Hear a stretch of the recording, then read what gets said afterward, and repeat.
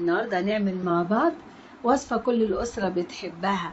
هنعملها بطريقة سهلة، بس ما تنسوناش في الشير واللايك وتفعيل زر الجرس لو الفيديو عجبكم. يلا بينا.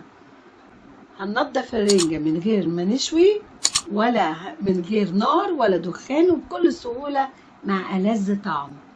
هجيب الرنجة واشيل منها الراس بالسكينة، وبعدين افتحها من ظهرها بالمقص او السكينة اللي اسهل معاكي اعملي بيه.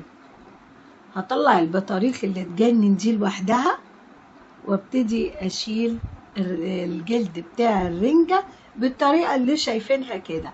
همسك طرف الجلد واسلخه، همسكه كده واشده هيطلع معاكي بكل سهولة.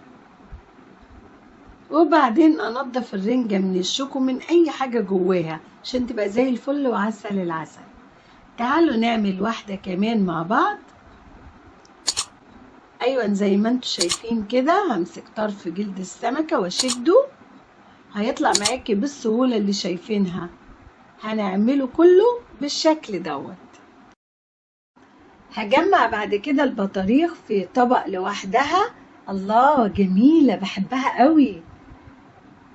اما الرنجة بعد ما نضفتها اقصها كلها لقطع صغيرة بالمقص، وبعد ما اقصها كلها هحط عليها ايه بقى؟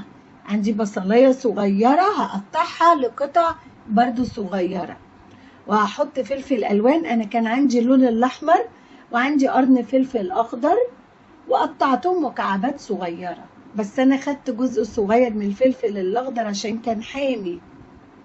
وحطيت عليهم كمان معلقة هريسة شطة، وفي الاخر حطيت عليهم طحينة وعصرت ليمونتين عليهم كمان، وقلبتهم مع بعض.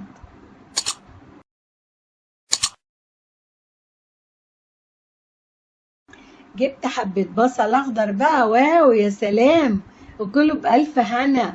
ودي كانت وصفتي واكلتي النهاردة، والنتيجة والطعم هيذهلك، مذهل ومدهش. لو الفيديو عجبكم ما تنسوناش بقى في اللايك والشير وتفعيل زر الجرس، واشوفكم على كل خير.